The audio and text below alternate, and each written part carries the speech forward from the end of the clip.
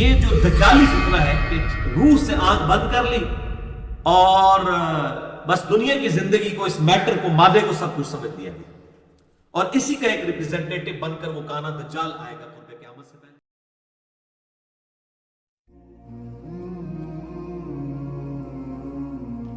ایک بہت ہی انٹرسٹنگ واقعہ اللہ تعالیٰ نے ڈسکس فرمایا ہے، جس میں اللہ تعالیٰ نے دو جو ہے مختلف اپروچز کو سامنے رکھا ہے۔ ایک طرف وہ شخص ہے جو کہ دنیا کی زندگی میں بڑی غربت کی زندگی گزار رہا ہے، لیکن اپنے رب پر بھروسہ رکھتا ہے کہ مجھے میرے رب نے جو بھی سرکمسٹانسز دیے ہیں انہی کے اندر میں اپنے رب کو یاد کروں تو ایک دن ایسا آئے گا کہ میرا رب مجھے ان اعمال کا اجر دے گا۔ اور دوسری طرف وہ شخص ہے کہ جو خدا کو تو مانتا ہے لیکن دنیا کی زندگی کو ہی اس نے سب کچھ سمجھ لیا ہے۔ ان دونوں کا آپس میں ایک مناظرہ ہوتا ہے یا مجادلہ ہوتا ہے، ڈیبیٹ ہوتی ہے ایک ٹاپک کے اوپر، اور کتنا وہ خوش نصیب شخص ہے کہ اس کی ڈیبیٹ اللہ تعالیٰ نے قرآن حکیم میں من و ان نقل کر دی ہے۔ یہ کوئی نبی نہیں ہے، ایک عام انسان ہے جو خدا سے محبت رکھنے والا ہے، جس نے اپنی زندگی میں یہ طے کر لیا ہے کہ اللہ از مائی ٹاپ پرائورٹی۔ جو میں اکثر کہتا ہوں کہ قرآن حکیم میں سب سے زیادہ جو ٹاپک ایڈریس ہوا ہے عقیدہ توحید کے بعد، وہ ہے دنیا پرستی کی مذمت، کہ دنیا کی زندگی عارضی ہے، اصل زندگی آخرت کی ہے۔ یہ دنیا کی زندگی اللہ کو دے کر آخرت کی ہمیشہ کی کامیابیاں حاصل کر لو، یہ ہے قرآن حکیم کی دعوت کا خلاصہ، انبیاء کی دعوت کا خلاصہ، اگلے صحائف کی دعوت کا خلاصہ جو سورۃ الاعلیٰ میں آیا، بل تؤثرون الحیات الدنیا، تمہارا اصل مرض یہ ہے کہ تم دنیا کی زندگی کو ترجیح دیتے ہو، والآخرۃ خیر وابقیٰ، جبکہ آخرت بہتر بھی ہے اور ہمیشہ رہنے والی بھی ہے۔ ان ھذا لفی الصحف الاولیٰ، یہی ایک یونیورسل ٹروتھ تھا، ایک کانٹے کی بات جو اگلے صحائف میں بھی تھی، صحف ابراہیم و موسیٰ، چاہے وہ ابراہیم علیہ السلام کے صحائف ہوں یا موسیٰ علیہ السلام کے صحائف، ایک ہی کانٹے کی بات تھی کہ دنیا کی زندگی عارضی ہے۔ قرآن حکیم میں سب سے زیادہ اسی کے اوپر زور دیا گیا ہے کہ اللہ از دا ٹاپ پرائورٹی۔ اس دنیا میں رہتے ہوئے دنیا کی چیزوں کو اویل ضرور کریں، لیکن کبھی ایسا نہ ہو کہ خدا غافل ہو جائے انسان کی نظر سے۔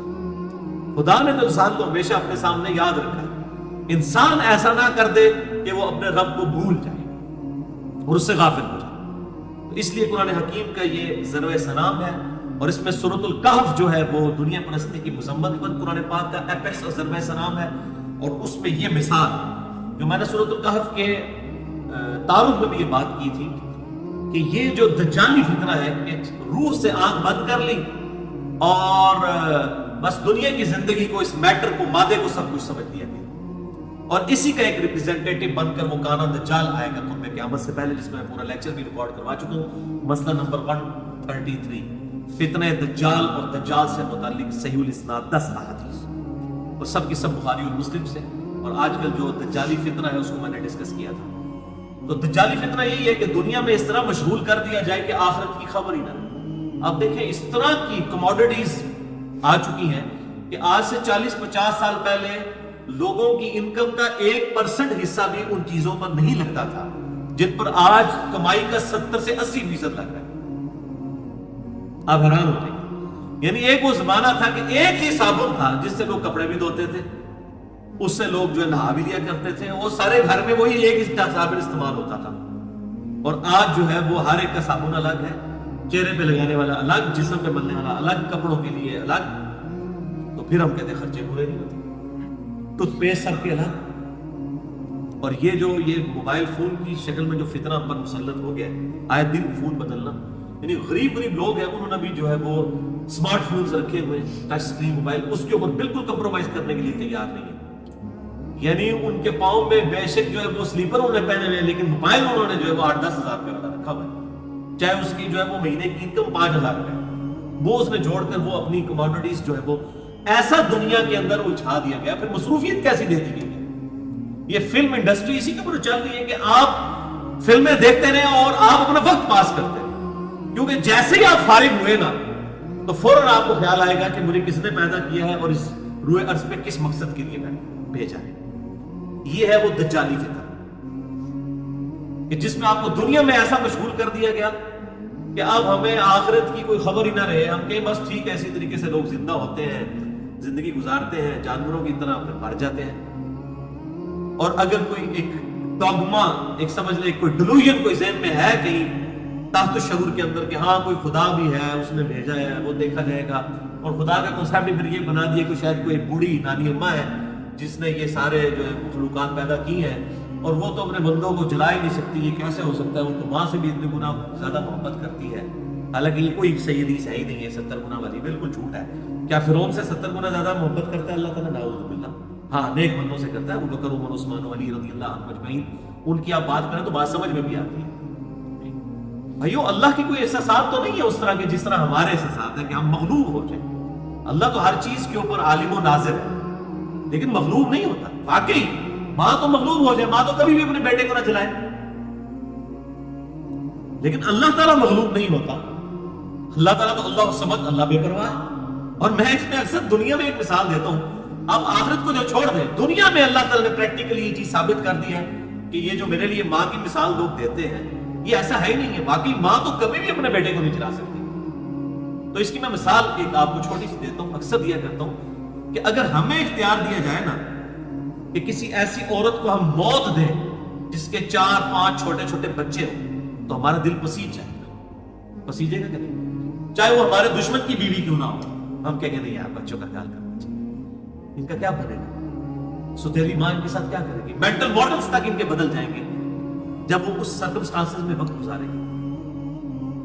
لیکن کیا خدا کے بھی ایسے احساسات ہیں؟ دنیا میں ہزاروں مائیں مرتی ہیں جن کے 4-5 بچے ہوتے ہیں چھوٹے چھوٹے۔ اللہ الصمد، اللہ بے پرواہ۔ ڈر جائیں، اللہ تعالیٰ کے لیے اس طرح کی مثالیں نہ بیان کریں۔ جو کچھ بھی ہے اللہ تیرے محبوب کی امت سے، یعنی اسی بندہ پتر کو نہیں بننا، جو کچھ بھی ہے لولے لنگڑے ہیں، بے نمازیاں، ٹھگ، بےمان ہیں، اس طرح انسانوں قبول کر لے اللہ، ہم نے تو اپنی اصلاح کوئی نہیں کرنی، ہم نے تو اسی طریقے سے زندگی گزارنا، جو کچھ بھی ہے اللہ تیرے محبوب کی امت سے۔ یہ اللہ تعالیٰ کو کوئی دھوس کے ساتھ منوا نہیں سکتا، خدا بے پرواہ ہے۔ اور یہ بات بالکل طے کر لیں، یہ کس نے اگر آپ کے ساتھ یہ بات آپ کو بتائی ہے تو سمجھ لیں سب سے بڑا آپ کا وہ دشمن ہے جس نے یہ بتایا کہ وہ شاید کوئی بوڑھی نانی اماں ہے، یہ بوڑھی دادی اماں ہے، اس کو کوئی غصہ ہی نہیں آتا، اس کو کوئی نہیں ہے، اس کو کیا فرق پڑتا ہے لوگ جنت میں جائیں جہنم میں جائیں، اس کو واقعی کوئی نہیں فرق پڑتا۔ فرق تو سانو پہنتا ہے بھائی جی، زندگی تو ساڑی سٹیک تے لگی ہوئی ہے، اللہ کو تو واقعی نہیں فرق پڑتا جی اللہ نے نمانا چاہیے۔ بھائی اللہ کدوں کہتا ہے مجھے نمانا چاہیے، اللہ کہتا ہے تمہیں نمازیں چاہیے تمہارے لیے، کیونکہ یہ تو میں نے فیصلہ کر دیا۔ اور آج آپ آیت سن چکے ہیں، لا مبدل لکلمات، نہیں بدلتے ہیں اس کی کلمات۔ اگر اس نے یہ طے کر دیا ہے کہ میں نافرمانوں کو دوزخ میں پھینکوں گا تو ایسا ہو جائے گا، یہ بالکل تنو کڑ لو اپنے گھر۔ اور وہ پھر جو آیت میں اکثر کوٹ کرتا ہوں سورۃ الاعراف کی 179 نمبر آیت، بہت سخت آیت ہے، قرآن حکیم کی سب سے سخت ترین آیت ہے، جس میں اس قرآن کی سب سے ڈینجرس بلکہ ہیومینٹی کی ڈینجرس ترین نیوز بتائی گئی۔ سورۃ الاعراف آیت نمبر 179، وَلَقَدْ ذَرَقْنَا لِجَهَنَّمَ كَثِيرًا مِنَ الْجِنِّ وَالْإِنسِ، اور بے شک ہم نے جنوں اور انسانوں کی اکثریت پیدا ہی دوزخ کے لیے کی۔ یہ اللہ کا ایکسپرٹ اوپینین ہے، کتنے سخت الفاظ ہیں، بے پرواہ ہے جی، کتنی دھوس کے ساتھ بات ہو رہی ہے کہ پیدا ہی دوزخ ایسے کیتا ہے بھائی تو ہم دنیا میں اگر یہ مثال دی جائے وہ پیدا ہی دوزخ ایسے ہوئے ہو، لیکن ظلم نہیں کرنا اللہ تعالیٰ فرماتا ہے یہ اللہ تعالیٰ کا ظلم نہیں ہے۔ ہم نے ان کو آنکھیں دی تھی، یہ دیکھتے نہیں، آنکھوں سے بس جانور بھی دیکھ رہے ہیں، انسان بھی دیکھ رہے ہیں برابر ہے، لیکن وہ دیکھنا، عبرت والا دیکھنا وہ دیکھتے نہیں ہیں، کام دیے سنتے نہیں ہیں، عقل دی ہے اس کو یوز ہی نہیں کرتے۔ اولئک کالانعام بل هم اضل، اور یہ تو چوپایوں کی مانند ہے، جانوروں کی مانند ہے، بل هم اضل، بلکہ ان سے بھی گئے گزرے ہیں جو اپنے ان انسٹرومنٹس کو استعمال نہیں کرتے۔ اور سورۃ الملک میں بھی آیا کہ جب دوست کی دوزخ میں جائیں گے تو وہ اپنا خود اقرار کر لیں گے، وقالوا لو كنا نسمع ونعقل ما كنا في اصحاب السعير، اور دوست کی کہیں گے کہ کاش ہم نے بات دنیا میں سن لی ہوتی اور اپنی عقل استعمال کر لی ہوتی۔ وقالوا لو كنا نسمع او نعقل، ہم نے سن لی ہوتی بات یا عقل استعمال کی ہوتی، ما كنا في اصحاب السعير، آج ہم دوزخ میں نہ پہنچتے۔ تو کیا ماننے سے وہ شرمندگی کر لینے سے معاملہ ٹل جائے گا؟ ساتھ ہی اللہ کا فتویٰ آتا ہے فَاعْتَرَفُوا بِذَنبِهِمْ، انہوں نے اپنے اصلی جرم کا اعتراف کر لیا، فَسُحْقًا لِأَصْحَابِ السَّعِيرِ، لیکن اب پھٹکار ہو ان دوست کے اوپر۔ اب تو قیامت کے دن مانا تو کیا مانا؟ غیب میں تو ماننا ہے، إِنَّ الَّذِينَ يَخْشَوْنَ رَبَّهُمْ بِالْغَيْبِ، بے شک جو لوگ غیب میں، اس پردے میں اپنے رب سے ڈرتے ہیں. ان الذین یخشون ربهم بالغیب لهم مغفرۃ واجر کبیر. ان کے لیے ہے مغفرت اور اجر کبیر. کیونکہ خدا نے تو اپنے آپ کو خود پوشیدہ رکھا. اور اس طرح یہ فزیکل فینومینا آف نیچر، قانون قدرت چل رہے ہیں کہ انسان کو لگتا ہے شاید یہ خود بخود سب کچھ ہو رہا ہے. بچپن سے ہم دیکھ رہے ہیں کہ خود بخود درخت نکلتے ہیں، برسات کے اندر یہ ہوتا ہے، انڈے میں سے چوزا خود بخود نکلتا ہے. یہ اس طرح physical phenomena of nature rich بس یہ ہے کہ اگر یہ ہماری آبزرویشن نہ ہوتی نا، ہمیں اگر کوئی بات بتاتا تو کبھی یقین نہ آتا. آج سے 300-400 سال پہلے کے انسان کو زندہ کر کے اگر یہ بات بتائی جائے کہ انسانوں نے ایک ایسا پرندہ بنا لیا ہے کہ جو 550 مسافروں کو اٹھا کر 8000 کلومیٹر تک بغیر ریفیولنگ کے اڑتا ہے، تو کوئی مانے گا؟ تو کہ بندہ آپ نہیں اڑ سکتا تو یہ انسان کس طرح بنا سکتا ہے؟ لیکن آج ایئر بس A380 550 مسافروں کو لے کے نہیں اڑ رہی. بوئنگ 747 450 مسافروں کو نہیں لے کے اڑ رہا. لیکن ہم اس کے عادی ہو چکے ہیں. اور یہ اتنے بڑے بڑے معجزات جو اللہ تعالیٰ نے فزیکل فینومینا آف نیچر رکھے ہیں، انڈے میں سے چوزے کا بننا، اگر یہ ہمارا ایکسپیرینس نہ ہو اور صرف ہم انڈا بچپن سے لے کے مرتے دم تک کھائیں اور ہمیں یہ نہ پتا ہو اس میں سے چوزا نکلتا ہے، اور ہمیں کوئی بتایا نا اس میں چوزا نکلتا ہے، ہم کبھی بھی نہ مانیں یار یہ کیسے ہو سکتا ہے اس انڈے میں سے چوزا نکلے. تو لیسدار مادہ، بلکہ ہم زمین و آسمان کے سارے انٹلیکچوئلز کو دعوت دیتے ہیں کہ اس لیسدار مادے کو انڈا توڑ کے دیتے ہیں. ہم یہ نہیں کہتے کہ انڈا بنائے، انڈا تو بڑھا ہی نہیں کوئی سکتا نا. انڈا توڑ کے دیتے ہیں، اس لیسدار مادے میں سے کوئی چوزا بنا کے، چوزے کی چونچ بنا کے بتا دیں. اور روزانہ اربوں خربوں انڈوں میں سے مرغیوں کے چوزے، چیلوں کے چوزے، کبوتروں کے چوزے، اور پھر کتنے کتنے حشرات الارض بھی انڈوں میں سے نکل رہے ہیں. یہ مکھی تک اس میں سے نکلتی ہے. میں اکثر مثال دیتا ہوں کہ ڈریگن فلائی جسے ہم ہیلی کاپٹر کہتے ہیں، جس پر وہ شروع ہیلی کاپٹرز بنائے گئے ہیں جن کے وہ تیزی کے ساتھ وہ پر ہلا رہے ہوتے ہیں، یہ ایک بال پوائنٹ کے نقطے جتنا انڈا ہے جس میں سے یہ نکلتی ہے. اس کے ایک ڈھیلے میں 25,000 آنکھیں ہوتی ہیں، دوسرے میں 25,000 آنکھیں، اور بالکل ٹائنیس ڈیٹیل تک یہ کوارڈینیٹس اپنے لوکیٹ کر لیتی ہیں. یہ خود بخود بن رہی ہے ڈریگن فلائی، اور روزانہ بن رہی ہے. ہم میں سے کوئی مل کے اس کا ماڈل نہیں بنا سکتا. ڈریگن فلائی بنانا تو بڑی دور کی بات. تو کائنات میں ہر چیز معجزہ ہے، لیکن ہم کچھ معجزوں کے عادی ہو چکے ہیں. تو ان ساری چیزوں کی ایکسپلینیشن جو ہے وہ گاڈ ہے. اور یہی وہ دنیا پرستی کا جو فتنہ ہے، دجالی فتنہ، جو گاڈ، چونکہ اب گاڈ نے بھی اپنے آپ کو ظاہر ہے وہ غیب میں رکھا ہوا ہے، بہت بڑی اسماعیل میں ڈال دیا ہے نا. ہمیں سامنے کوئی بھی چیز نہیں ہے. اگر آپ نشانیاں دیکھیں تو خدا بالکل سامنے ہے. God is the only explanation of all the physical phenomena in this universe.